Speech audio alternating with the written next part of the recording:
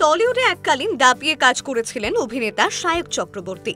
কখনো কৃষ্ণর ভূমিকায়, কখনো আবার বাড়ির ছোট ছেলের চরিত্রে অভিনয় করে দর্শকদের মন জয় করেছিলেন তিনি। কিন্তু প্রায় দীর্ঘ 1 বছর টেলিভিশনের পর্দায় দেখা যাচ্ছিল না তাকে। টলিপাড়ায় পাচ্ছিলেন না কোনো কাজের সুযোগ।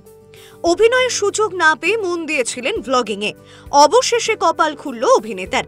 লীনা গঙ্গোপাধ্যায় পরিচালিত স্টার জলসায় সম্প্রচারিত চিরসখা ধারাবাহিকে পার্শ্ব চরিত্রে দেখা যাবে সায়ককে। তাকে শেষবারের মতো দেখা গিয়েছিল মঙ্গলময়ী মা শীতলা ধারাবাহিকে। তবে এতদিন অভিনয় থেকে নিজেকে সরিয়ে রেখেছিলেন কেন তিনি?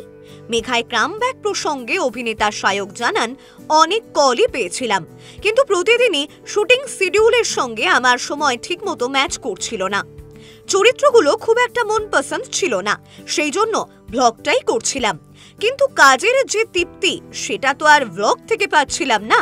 লীনাদি সিরিয়ালে সুযোগ পেয়ে 1 বছর পর আবার চেনা ছন্দে ফিরতে পারলাম। সেই সঙ্গে অভিনেতা আরও বলেন, 2010 থেকে যখন আমি কাজ শুরু করি তখন থেকে দিদিকে মেসেজ করতাম। এত ভালো গল্প, এত সুন্দর সংলাপ, শুধু ভাবতাম যদি কোনোদিন একটু সুযোগ পেতাম। ফাইনালি এত বছর পর সুযোগটা এলো। চিরসখাতে কাজের সুযোগ কিভাবে পান সায়ক? অভিনেতার সংযোজন, আমি লীনাদিকে মেসেজ করেছিলাম। আমাকে অডিশন দিতে বলেছিলেন তিনি। 3 রাউন্ড অডিশন দিয়ে আমি সিলেক্ট হয়েছি।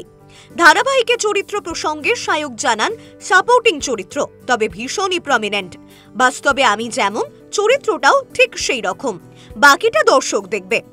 অন্যদিকে এই ধারাবাহিকে প্রথমবার জুটি বাঁধছেন সুদীপ মুখোপাধ্যায় ও অপরাজিতা ঘোষ দাস। মুখ্য চরিত্রে দেখা যাবে তাদের। এছাড়াও এই অসমবয়সী প্রেমের গল্প নিয়ে শুরু হওয়া চিরসখায় দেখা যাবে ফাল্গুনী চট্টোপাধ্যায়, অনুসুয়া মজুমদার, রাজা গোস্বামী, লাভলি মৈত্র সহ বিশিষ্টদের।